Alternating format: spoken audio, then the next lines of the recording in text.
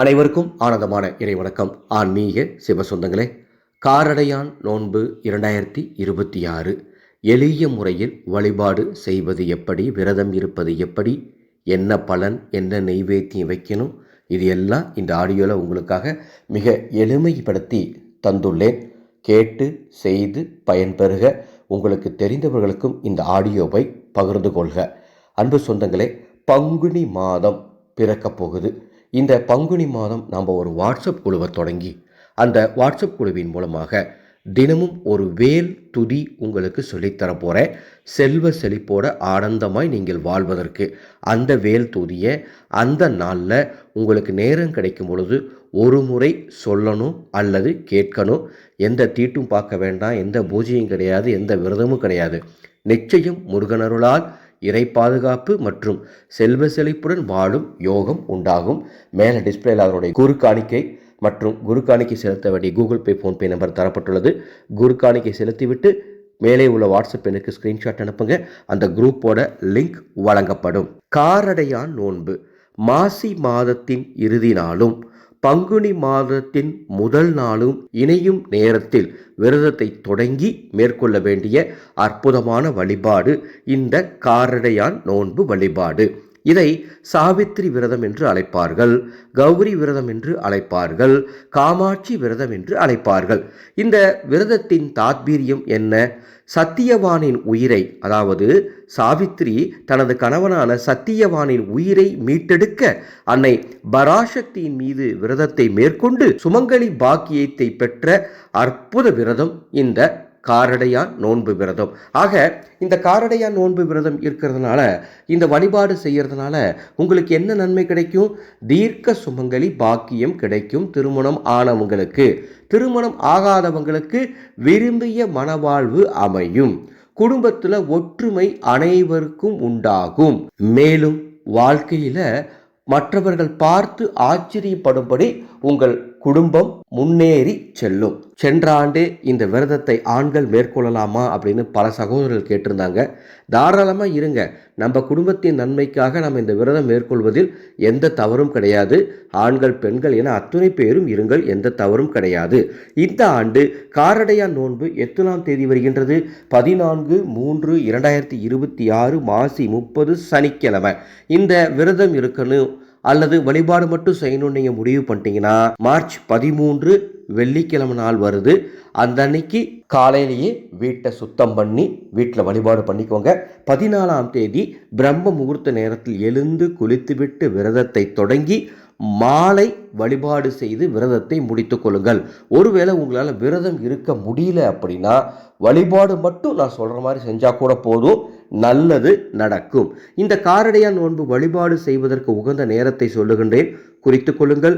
March 14ஆம் தேதி பிரம்ம முகூர்த்த நேரம் அல்லது காலை 7:30 8:30, மதியம் 12:45 1:30 அல்லது மாலை 5:30 7:30 விரதம் இருக்கிறவங்க நீங்கள் எந்த நேரத்தில் வழிபாடு செஞ்சாலும் விரதத்தை மாலை நேரத்தில் தான் முடிக்கணும். விரதம் இருக்கிறவங்க திட உணவுகளை தவிர்த்து திரவ உணவுகள் எடுத்துக்கொள்ளுங்க.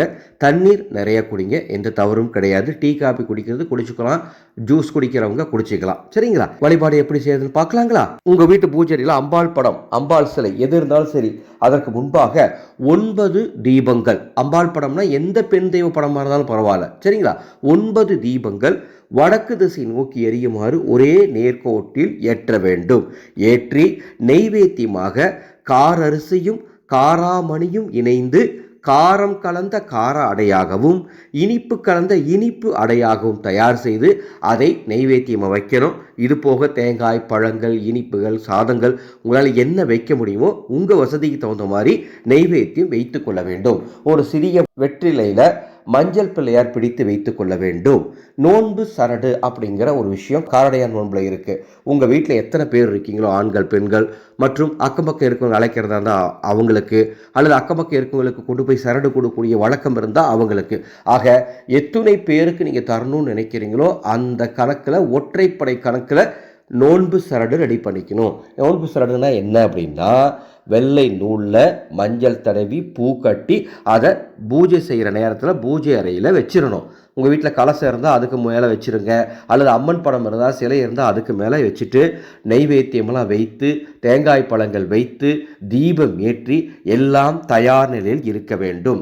முதல்ல வாசனை பூக்களை கொஞ்சம் கையில் எடுத்து விநாயகப் பெருமானுக்கு வணக்கத்தை தெரிவித்துக் கொள்ளுங்கள்.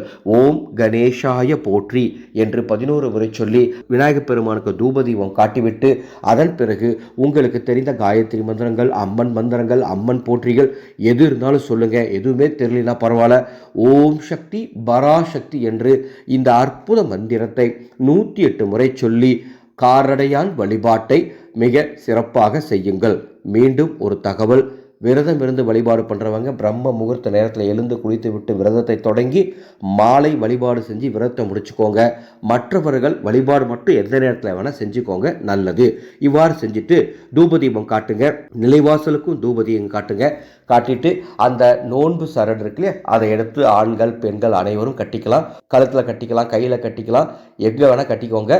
3 நாட்கள் அது இருந்தால் போதும். அதன் பிறகு அதை அப்புறப்படுத்திடலாம். இன்னொரு முக்கியமான விஷயம், காரடையான் நோன்பு அன்று தாலி சரடு மாற்றும் வழக்கம் உள்ளவர்கள், இந்த இடத்துல ஒரு தகவலை பகிர்ந்துக்கிறேன். கட்டாயம் காரடையான் நோன்பு அன்று தாலி சரடு மாற்றி தான் ஆகணுமா அப்படின்னு எதுவும் கட்டாயம் கிடையாது. தாலி சரடு மாற்ற பழக்கம் இருக்கிறவங்க அல்லது தாலி சரடு மாற்ற வேண்டிய தேவை இருக்கிறவங்க மட்டும் மாற்றிக்கோங்க.